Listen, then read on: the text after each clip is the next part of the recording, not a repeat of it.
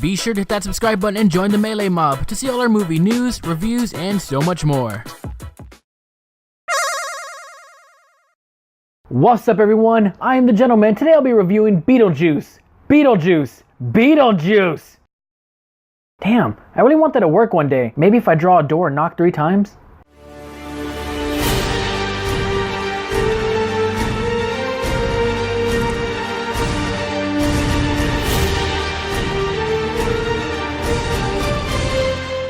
After the success of Pee-wee's Big Adventure, Tim Burton was on the rise of becoming one of the most successful directors of all time. He then came across the script of what we would eventually know as Beetlejuice. I say eventually because this script underwent many changes and rewrites. Like how Beetlejuice is supposed to be a winged demon that was able to change into a Middle Eastern man, kill a 9-year-old girl, and try to rape Lydia. Haha. What the fuck?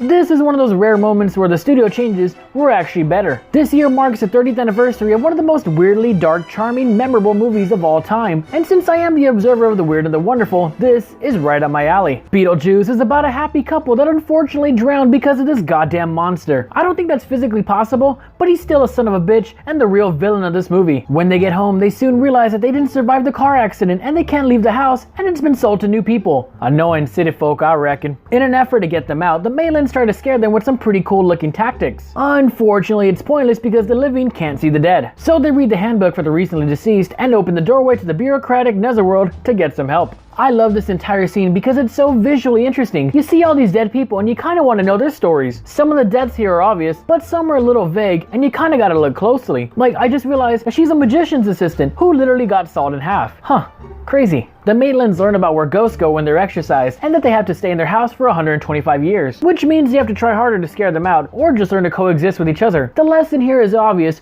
but are the details really that annoying? If you don't let me gut out this house and make it my own, I will go insane and I will take you with me! Okay, got it. Desperate for more help, they decide to call Beetlejuice in easily the best scene in the entire movie. Boy, do you know how to pick up. Let me ask you something. Is this relationship really solid? Do I have a shot at her at all? Excuse me. Sure. Am I overstepped my bounds? Just tell me. Come on. In a matter of seconds, we are extremely interested in him because he is hilarious and has a lot of charisma. I mean, sure, he is creepy and a little perverted, but there's just something about him that you really want to see more of. Also, he's called Beetlejuice after the star in the Orion constellation, which is said to be a doorway into infinite blackness in space. The metaphor here is that this Beetlejuice is the doorway to the underworld, and the spelling was changed because it's easier to pronounce and it just looks funnier. Haha, Beetlejuice. I wonder if that's like roach milk. Realizing they made a mistake, they escape the model graveyard and try again to scare the Deetzes off by themselves in probably the most memorable scene in the movie.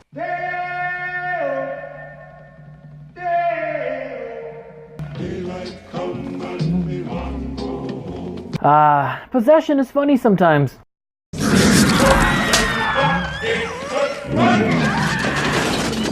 Again, they are unsuccessful because this time, the Deetzes thought it was funny and not scary. Oh yeah, there's this small subplot with Lydia's dad trying to buy the town and turn into an amusement park with the Maitlands as a special ghost attraction. Okay, moving on. When Beetlejuice notices their failure, he decides to step in as a giant snake and almost kill everyone. This is apparently too far for the Maitlands, so they send BJ back to the model city. At first, he was mad, but don't worry, he banged a bunch of ghost whores. The Maitlands go back to Juneau one last time for help. Lydia contemplates suicide and plays charades of Beetlejuice. Charles's friend and his wife show up to see the ghost, so Otto performs what he thinks is a seance, but really, it's an exorcism. Desperate for help to save the Maitlands, Lydia reluctantly goes to Beetlejuice. He agrees to help, but in order for him to do that, she has to marry him. She agrees and...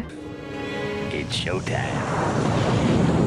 Beetlejuice presumably kills Charles' friend and his wife because look at that. Severe blunt trauma to the head. And he saves the Maitlands, but they don't want him to marry Lydia and bring chaos to the mortal world, so they try to stop him. I mean, what a bunch of dicks. Beetlejuice saves them and now they want to get rid of him? He held his end of the deal. Pray for Beetlejuice. They eventually succeed and BJ goes back to the netherworld via Sandworm. The Maitlands and the Deetzes learn to live in harmony, and they all lived happily ever after. And that's Beetlejuice. Despite being 30 years old, this movie still holds up with its awesome, stylish, dark humor, iconic soundtrack, and its memorable scenes. But what really keeps this movie going is Michael Keaton as Beetlejuice. He steals every scene that he's in, and despite this technically being his movie, he's only in it for about less than 20 minutes. People loved him so much that they had to shoot a funny epilogue showing that he survived. So is he really a villain or someone who is just misunderstood? That was sorta touched down upon in the old cartoon, and of course the sequel has been trying to be made since 1990, but there really isn't a need at all. I mean, come on. Maybe a prequel could possibly be interesting because apparently in an earlier version of the script, Beetlejuice was said to have hanged himself. You know what they say, the funnier people are, the sadder they are.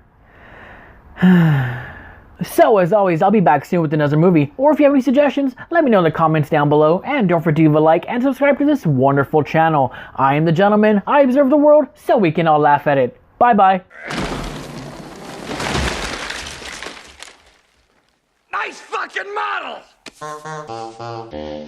Jump in the line, rock your body and time. Okay, I believe you. Jump in the line, rock your body and time.